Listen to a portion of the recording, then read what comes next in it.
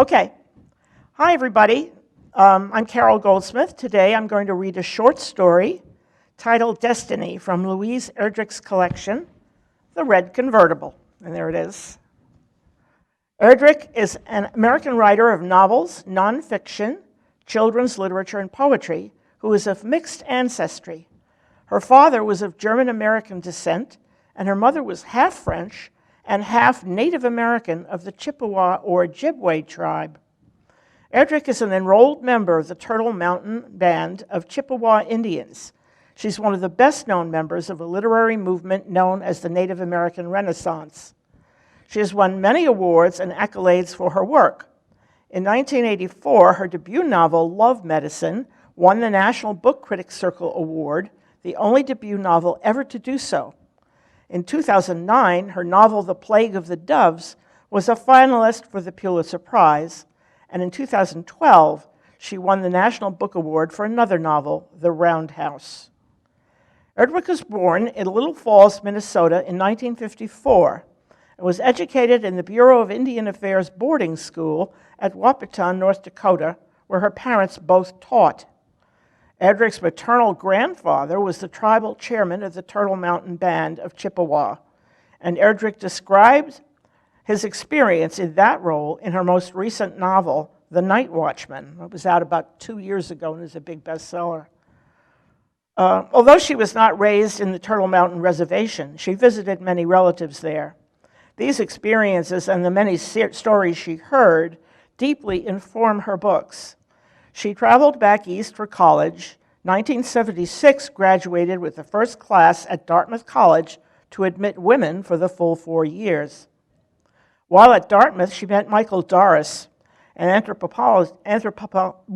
anthropologist who had just founded the brand new Native American Studies program at Dartmouth, married him after she had graduated, and done some graduate work at Hopkins.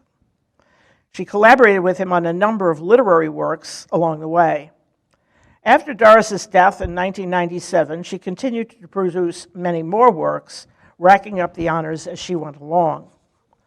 Many of Erdrich's books emphasize her Native American background.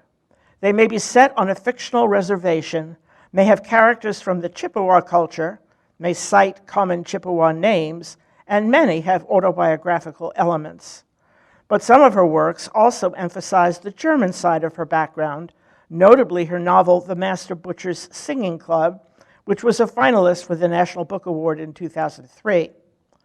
Her books are often set in Argus, North Dakota, or the Twin Cities, Minneapolis and St. Paul. Characters and settings in these works are often interconnected in the same way that they are in William Faulkner's Yoknebatafa novels. Today, she lives in Minneapolis, where she owns and operates the Birch Bark Bookstore, which stocks her own works and those of many other Native American writers of the upper Midwest. She considers her store a teaching bookstore. They sell books, host readings and seminars, and highlight the culture of the local Native American community. Today's reading, Destiny, comes more from the German side of her background. It tells the story of Celestine, who travels with her companion to Argus, North Dakota, to visit her son and his family and attend her granddaughter's school Christmas pageant.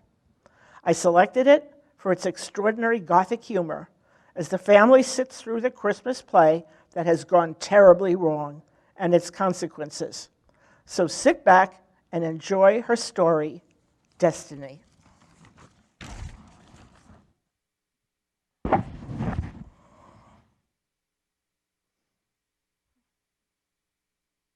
I'm not going anywhere. They put the damn radishes in Jell-O, says my friend and employee, Celestine Duval, when I mention visiting her son Norris. Yet that very night, my shop catches fire, and she is out of a job until the insurance comes through. It is December. The nearest hydrant was frozen when they put a wrench to it, but I'm lucky, because I have a thick sliding door between the shop and the back room where I live. The only damage to my living quarters was stains from a few gray plumes of smoke blown up the walls. They lend an atmosphere, Celine tells me. She talks like a restaurant because Norris has opened a steakhouse in Argus, North Dakota, where he lives among the Swedes. This has led to Celestine's objections to the radishes. She has got a bug up her nose about the Swedes and their customs involving food. She went down to help Norris at the grand opening not so long ago, but she could not stand their habit of slicing odd things into the jello. Now, since the fire payment won't arrive for a week or so, and the workmen won't start on the interior, we decided to close the shop and take a trip. We must get our minds off this disaster. We decided to go to Argus and visit Norris, his wife Adele, and their daughter, with the terrible name. Wallisette is named after Adele's father, who died in the 9th month of Adele's pregnancy and left his daughter's mind unhinged with grief. Nothing that Norris said could persuade Adele to name her daughter something halfway normal. Wallisette she became. Like her mother, Wallisette is big and imposing, with a large-jawed grin full of teeth. At 11 years old, she towers above the rest of the children in her class, and she is mainly interested in fiercely pursuing love. To get boyfriends, she knocks boys down and grinds their faces in the snowy grit. To get girls, she ties the string waistbands of their dresses to her own dress strings and drags them around the playground until they promise to write her a note. The nuns don't know what to do with Wallisette, nor do her parents, for she is strong-willed and determined to get her way. These same traits, however, make her a favorite with Celestine and myself, for we think that she has got spunk, and we always look forward to what surprises each visit with her brings.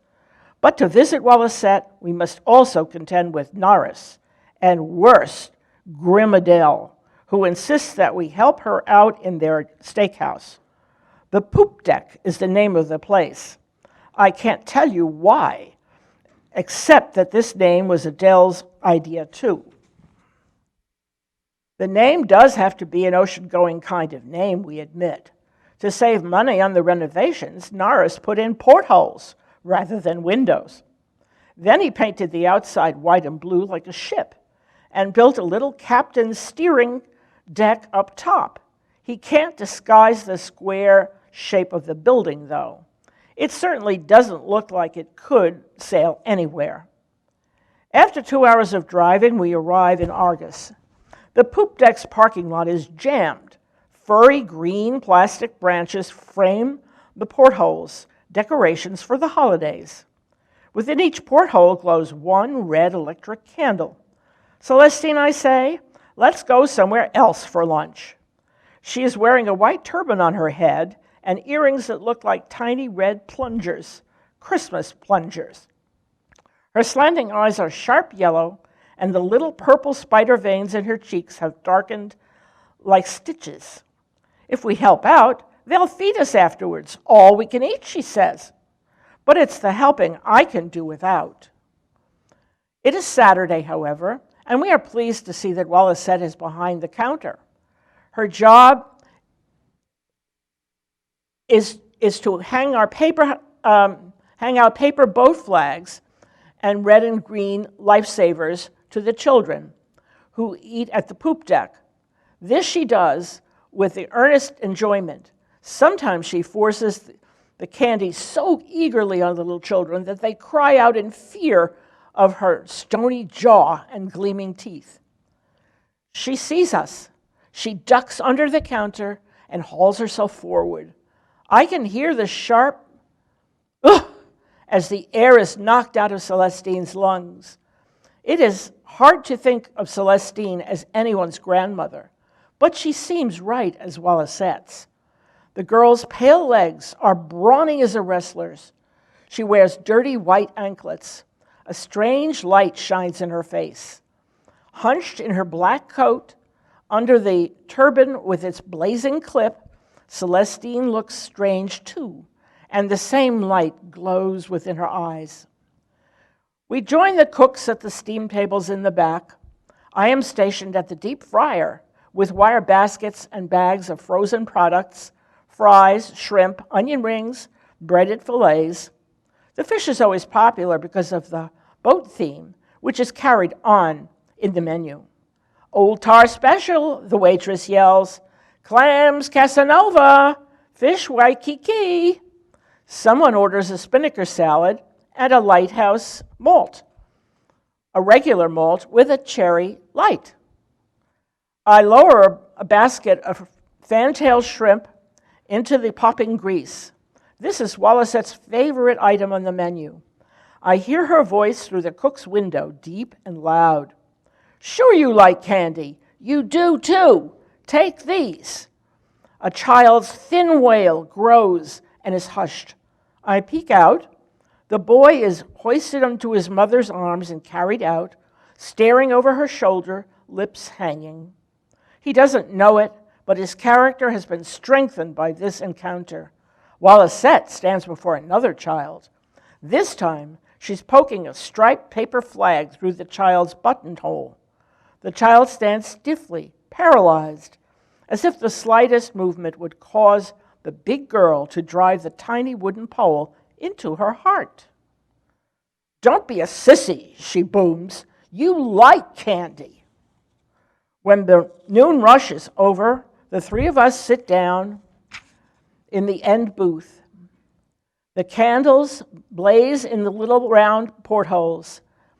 Nets are draped across the walls. Wallaceette has fried 24 fantail shrimp in place on a bed of coleslaw for herself. I'm having the ham and pineapple rings. Celestine is having a steak and browned onions.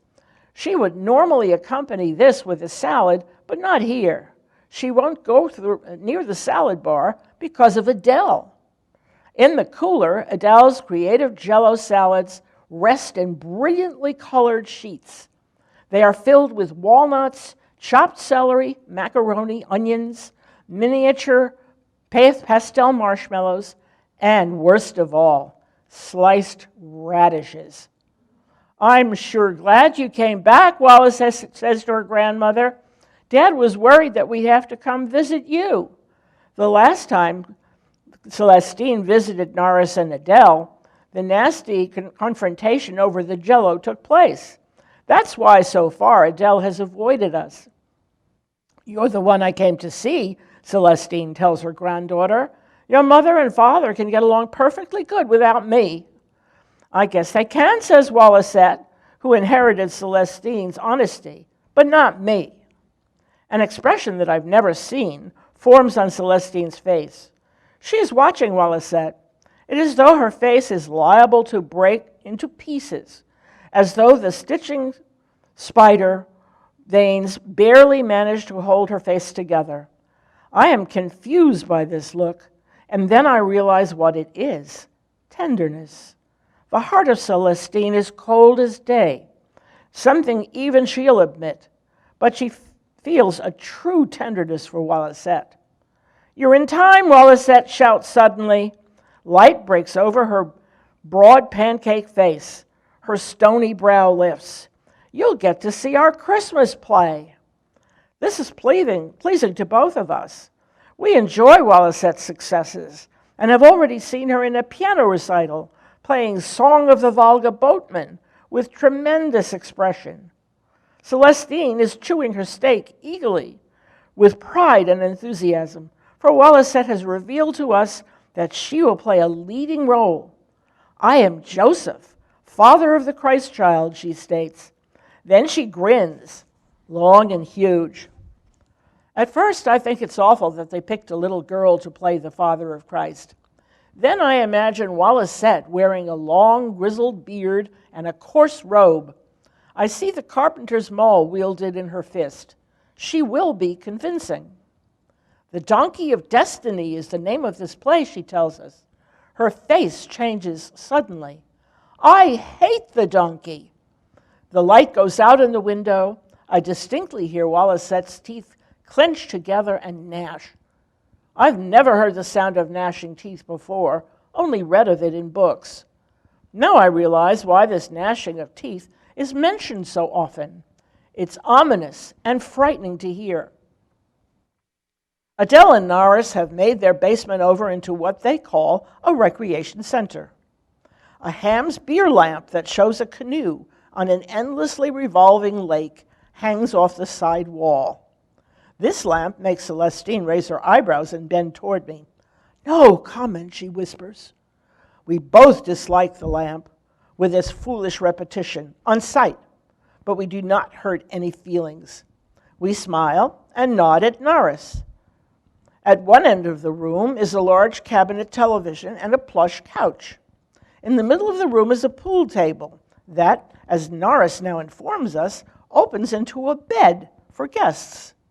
Norris seems anxious to demonstrate its double use, and so Celestine and I take our places against the wood-grain-paneled walls while he struggles with the pool table.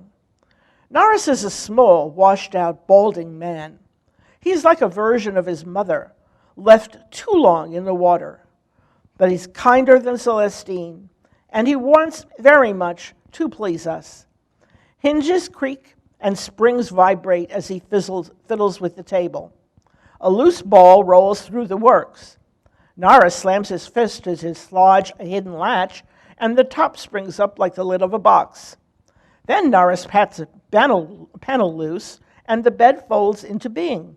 Sheets and pillows are secured, and we are ready for the night. "I'll set the thermostat up for you," Norris says, wiping his brow, looking very much relieved. "Do you think you'll be all right down here?" "As long as the table doesn't fold up on us," Celestine says. She is eyeing the bed suspiciously. I know that the ball is still loose inside of the pool table bed, and that makes me a little hesitant. I've never heard this, but I can guess it's unlucky to sleep in a bed with what might be an 8-ball folded up in its works. Still, we have no choice. Norris waves from the basement stairs. When he is gone, Celestine removes her shoes and turban and sits down carefully on her side of the bed. "You want to hear the truth of the matter," she says. "Wallisette loves the donkey. I don't understand this at first. I've forgotten about the donkey in the play, but Celestine goes on to explain. Wallisette tried to catch the boy who plays the donkey, the head, not the rear end, that is. So far, he's outsmarted her. This makes her violent. We must tell her to go easy on the boy, I counsel. Celestine seems to agree. Say it with flowers, she said abruptly, with a fierce nod. I wonder, when she says this, if either of us knows enough to say what love is all about. Our husbands are long deceased. At one time, we must have loved them. But for me, love was not said with flowers, at least not until he died. Every spring now, I change the artificial roses on his grave. For the next several days of our visit, Adele continues to elude us, while Norris is always late to get somewhere. We find evidence of Adele in fresh coffee, sweet buns, and little notes pinned or taped on various items in the house. Don't touch the color tuner is taped to the front of the television. I'm saving the lemon bars for tonight is taped on the refrigerator door. Use the striped towels is pinned on the correct towels in the bathroom. Celestine laughs harshly every time she comes across another bold printed order from Adele. Out and out gall, she says, crumpling the bits of paper. I get to wishing that the two of them would settle their account. It would make things much easier and nicer for Norris, myself, and Wallisette. Only these two, Celestine and Adele, halfway enjoy their mortal combat. When the morning of the play dawns, we are anxious and excited. Even Norris has heightened color. Wallisette's hair is curled with an electric iron, though it will be covered with a wig. She bundles up in a green pile coat and barges down the road. Norris and Adele drive off, leaving us alone in the house. There's a potluck dinner after the play, Celestine tells me. I'm going to make a special secret dish. Then she whisks herself off into the kitchen and hands me a cup of coffee and a bun through the crack in the door. I feel like a fifth wheel going downstairs to sit alone, first thing in the morning. I switch on the television, but the face of the morning hostess is pulsating blue, and I do not dare disobey Adele's note and adjust the dial. The gymnasium that night is alive and noisy. The lights blaze in their steel mesh covers. Folding chairs are lifted from a cart by dads with rolled-up sleeves and are added to the back rows. Mink-collared grandmothers are settled in firmly, ready to enjoy the pageant. The nuns are whispering together in their navy blue veils. The rundown parish gym is also used as a dining hall and for bingo and budget meetings. The purple velveteen curtain is shabby, a cast-off from the public school. Celestine insists that we sit far up front. In elbowing through the nuns, we lose Adele and Norris. Accidentally on purpose, Celestine sniffs. We sit. She has already delivered her secret recipe, a long foil-covered pan, to the school kitchen. During the potluck dinner, this dish will be unveiled. Celestine has taped Adele's name where it cannot be missed. She will be known as the author of the great work. For some reason, I am uneasy that she has done this. Generosity is not her style. The noise all around us mounts, and then suddenly it hushes. The lights go down. There is the sound of programs rustling. We have already found and admired the printed presence of Walliset's name. When the curtains open, the spotlights show a boy wearing a knit poncho and a huge sombrero of the kind that people who have been to Mexico hang on their walls. This boy makes a long, sad speech about his friend the donkey, whom he must sell to the glue factory in order to buy food. On a darkened set of bleachers behind him, a vague chorus laments the donkey's fate. The boy pulls the rope he's been twisting in his hands, and the donkey bumbles out of the wings. It is, of course, a makeshift donkey. It's wearing gray pants and tennis shoes. The body is barrel-shaped and lopsided, and the papier-mâché head lolls as if the donkey were drunk.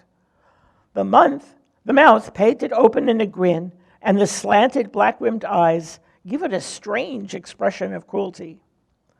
Parents awe and awe, but some look startled. The donkey is an unpleasant creature. Its dyed burlap hide looks moth-eaten. One ear is long and one is short. Celestine must be the only person in the crowd who thinks the donkey is cute. "Oh, look at it prance," she whispers. Her long yellow tartar eyes gleam softly beneath a flashing buckle of her turban. Her gloves are in a tight ball like socks. She smiles as the boy and his donkey start out on the long road to the glue factory. Tragedy, her favorite element, is in the air. Her eyes blaze when the chorus wails. "Amigos, we are amigos," the boy shouts from beneath the sombrero. Then they slowly begin to walk across the stage. They are weeping, but before they reach the glue factory, St. Joseph appears. St. Joseph has a long beard of spray-painted cotton, and an old piece of upholstery fabric is tied to her head. She wears a long brown terry cloth bathrobe that might belong to Norris. Her feet are bare. As in my vision of her, she's carrying a wooden maul. She looks grimmer than the mild church statues and more powerful. I believe in her. The donkey sidles up to her with its evil, silly grin.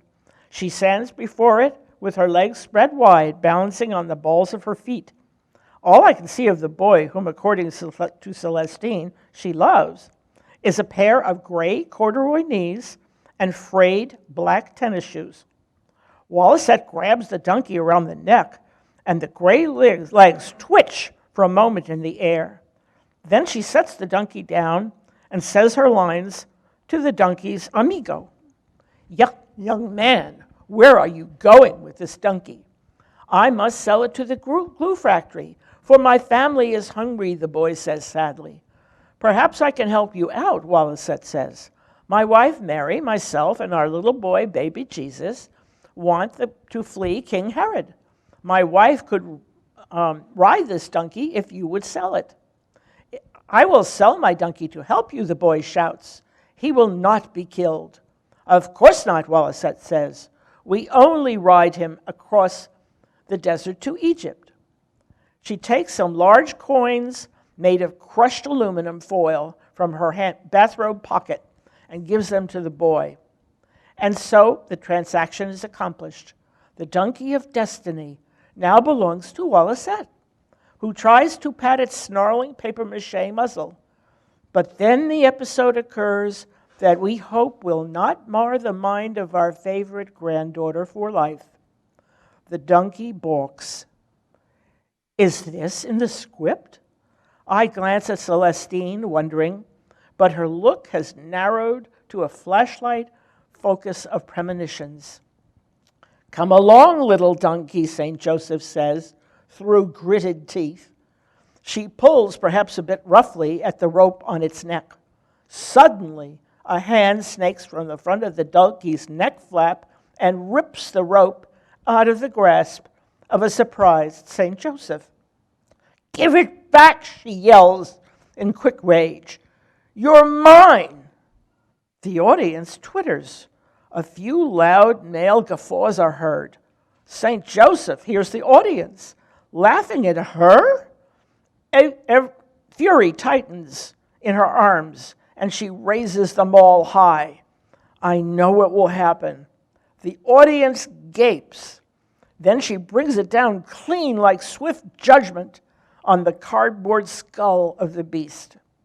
The front of the donkey drops. The head flies off, smashed. The last of that scene that we see is St. Joseph standing in criminal shock, maul gripped tight over the motionless body of a tow-haired boy. The curtain has closed and the audience is in a rumble of consternation. A fat, blonde, hysterical woman, the mother of the donkey's felled front end, flies down the aisle. Adele and Norris are nowhere to be seen.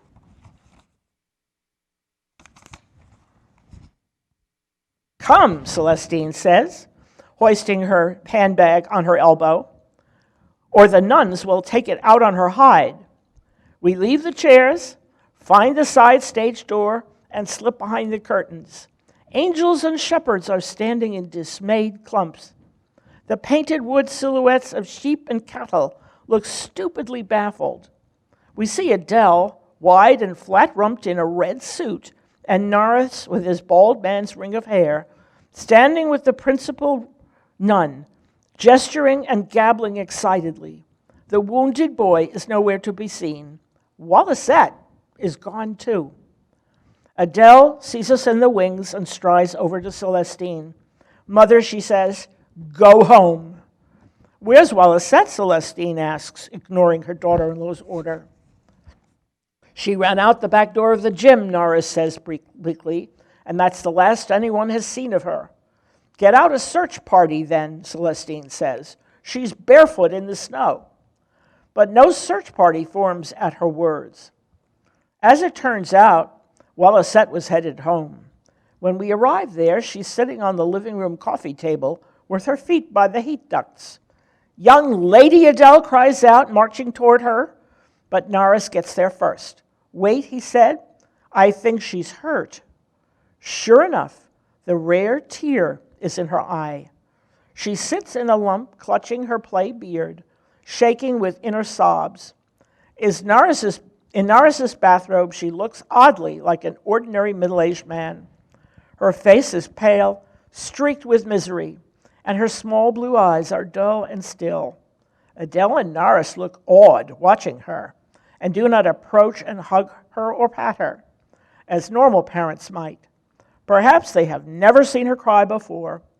Celestine, however, kneels down next to her and then suddenly, fiercely, She lunges and catches the girl full across the chest and neck with a stranglehold. I expect this to be the moment Wallacette breaks down. It will be good for the girl to shed real tears, I think, sympathetically. But instead of melting and crying, Wallacette charges suddenly from the room like a bull, running right over her grandmother. Celestine goes tumbling in a black heap on the carpet, and a door down the hall slams. Adele follows to pound on the door and reason with her daughter. Norris stays, bending apologetically over his mother, who looks perversely delighted with what has happened. She pushes Norris away and lifts herself up. "Grandma's girl," is all she says, adjusting her turban. That night, as we are lying side by side on the fold-out pool table bed downstairs, I realize that something still bothers me, something that I wonder about. So I asked Celestine about the special secret dish that was to be placed among the others at the potluck dinner after the Christmas play. "What was it?" I asked. "What is your special chocolate bran cake?" "It was not," Celestine says, waking quickly to my question. The sound of joy lights her voice. She crows. "What?" "The Jell-O, my special secret dish." Of course, I asked her what it was that made the Jell-O so special. Bold as a weasel, she turns in the dark and fixes me with her proud, gleaming stare. She stares a long time to let my anticipation sink in. "Nuts and bolts," she finally says. "Washers of all types. I raided Norris's toolbox for the special ingredients." Then she turns on her back to gloat up into the dark. I turn away from her, pretending to sleep. But from my side of the bed, I cannot escape the changing scenery of the beer lamp, still lit. I'm forced to watch it revolve. So I watch, and after a while it isn't irritating anymore. In fact, it's almost as soothing as any real scenery you might find, and has the added advantage that you can relax and watch it in a dark room. Again and again I see the canoe leave the Minnesota lakeshore and venture through the water. The pines along the lake stand green-black and crisp. The water shimmers, lit within. The boat travels. I can almost see the fish rise, curious, beneath its shadow. And that is the story of the Christmas pageant that failed.